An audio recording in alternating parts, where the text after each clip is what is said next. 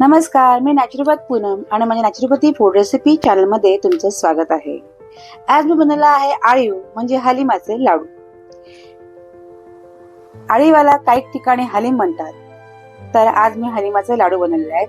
त्यासाठी घेतलेलं आहे हलीम. 200 ग्रॅम हलीम पाण्यामध्ये 3 तास भिजत ठेवलं होतं. नंतर काजू आणि बदामाचे काप घेतलेले आहेत.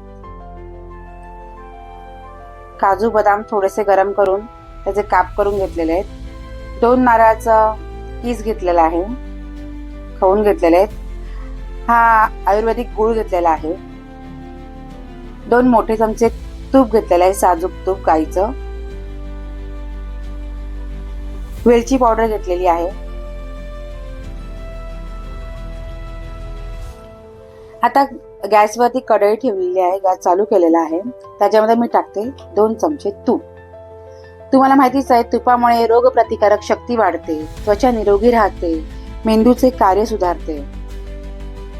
तूप हा आपल्या शरीरासाठी खूपच चांगला असतो. आता मी याच्यामध्ये टाकते गूळ.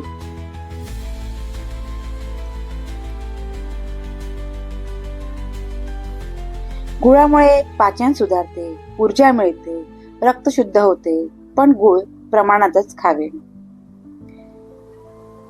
आता गूळ वितळून न देताच मी याच्यामध्ये हलीम जे पाण्यामध्ये भिजवून ठेवलं होतं ते टाकलेलं आहे.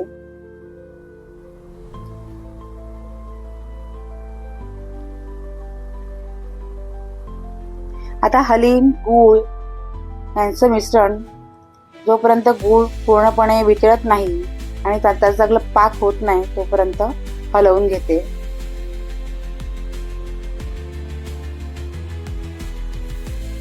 हलीम आरोग्यासाठी खूपच फायदेशीर असतो.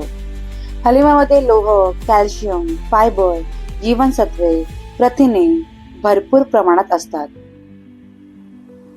हलीमामुळे हिमोग्लोबिन शरीरातला हिमोग्लोबिन वाढतं. हलीमामध्ये अँटीऑक्सिडंट आणि जीवनसत्वे खूप असल्याने त्याच्या सेवनाने रोगप्रतिकारक शक्ती वाढते.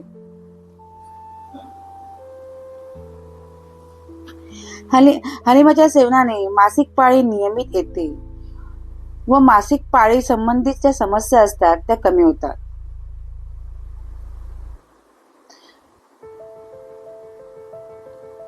हलीमाच्या बियाच्या सेवनाने हाडे मजबूत होतात, सांधेदुखी कमी होते, कारण हलीमामध्ये खूप सारं कॅल्शियम आहे. आता गूळ वितळलं, त्याच्यामध्ये मी काजू आणि बदामाचे काप टाकलेले आहेत आणि खोबराही टाकून घेते. हलीम गरम प्रवृत्तीचा असल्यामुळे थंडीच्या दिवसामध्ये किंवा पावसाळ्यात हलीमाचे सेवन आपल्या आरोग्यासाठी खूपच चांगलं असतं. हलीमाच्या बिया या पाणी, दूध किंवा तूप याच्यासोबत आपण घेऊ शकतो. उपाशीपोटी आपण जर हलीम घेतलं तर खूपच फायदा होतो. आता हे सगळं मिश्रण एकदम घट्ट जोपर्यंत होईल तोपर्यंत चांगलं मस्त हलवून घेते.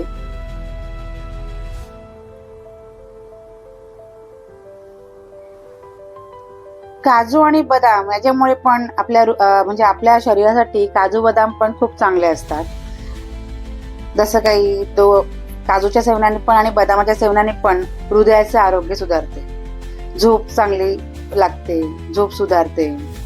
हाडांच्या आरोग्यासाठी पण काजूचं सेवन, बदामचं सेवन चांगलं असतं.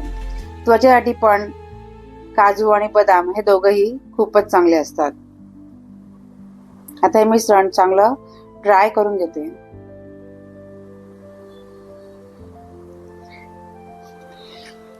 खोबरा म्हणजे नारळ पण पुष्टीकारक, शक्तिदायक आणि मेद वाढवणारा आहे. खोबरा जो असतो तो आतड्यातील जंतांवरती गुणकारक असतो. सर्व प्रकारच्या जंतांवर नारळ हे जुने गुणकारक औषध. आता याच्यात मी टाकते वेलचीची पावडर. वेलची पण पचनासाठी खूपच चांगली असते.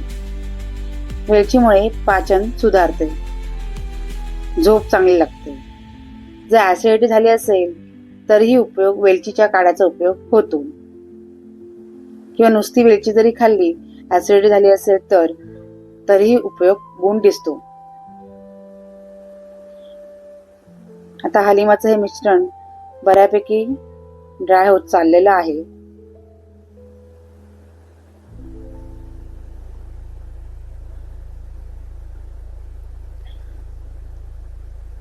थंडीमध्ये आपण बऱ्याच प्रकारचे असे वेगवेगळे लाडू खात असतो. जसे काही मेथीचे लाडू, आता हे हलिमाचे लाडू, तिळगुळाचे लाडू. खरं तर थंडीमध्ये स्निग्ध पदार्थ जे असतात ते जास्त खाल्ले तर आपल्या शरीराला ऊर्जा मिळते.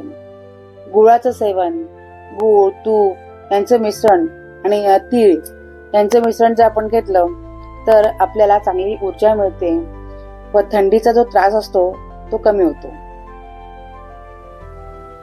आता हे मिश्रण चांगलंच ड्राय झालेलं आहे. आता मी गॅस बंद केलाय आणि थंड करायला ठेवते. आता थंड झालेल्या मिश्रणाचे लाडू करून घेऊया.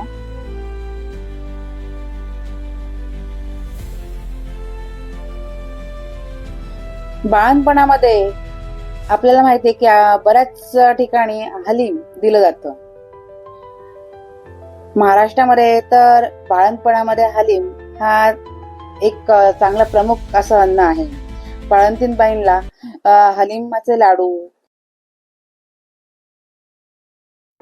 हलिमाची खीर, हलीम पाक असे वेगवेगळे प्रकार हलिमाचे बाळंतीण बाईला दिले जातात.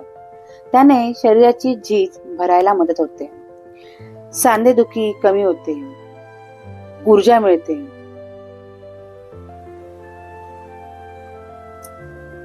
आणि पोषण ही शरीराला मिळतं.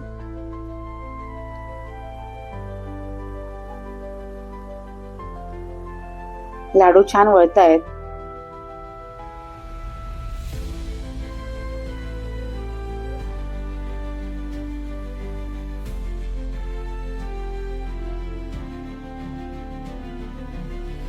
हलिमामुळे शरीरातलं हिमोग्लोबिन वाढतं. तसेच हलिमामध्ये कॅल्शियम ही खूप प्रमाणात असतं. त्यामुळे केसांच्या आरोग्यासाठीही हे हलिमाचे लाडू खूपच उपयुक्त आहे. केसांच्या आरोग्यासाठी, त्वचेसाठीही हलिमाचे लाडू खूपच चांगले. याने नवीन केस येतात, तसेच आपली त्वचाही चांगली राहते.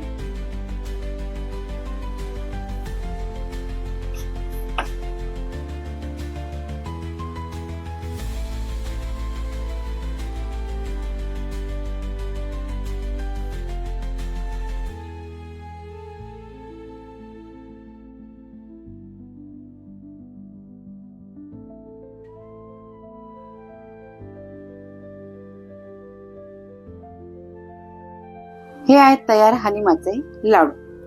कशी वाटली तुम्हाला हलिमाच्या लाडूची रेसिपी आणि मी सांगितलेली माहिती? आवडली असेल तर लाईक करा, चॅनलला सबस्क्राईब करा आणि इतरांनाही शेअर करा आणि बेल आयकॉनला प्रेस करायला विसरू नका. हा आहे हलिमाचा लाडू. थँक्यू.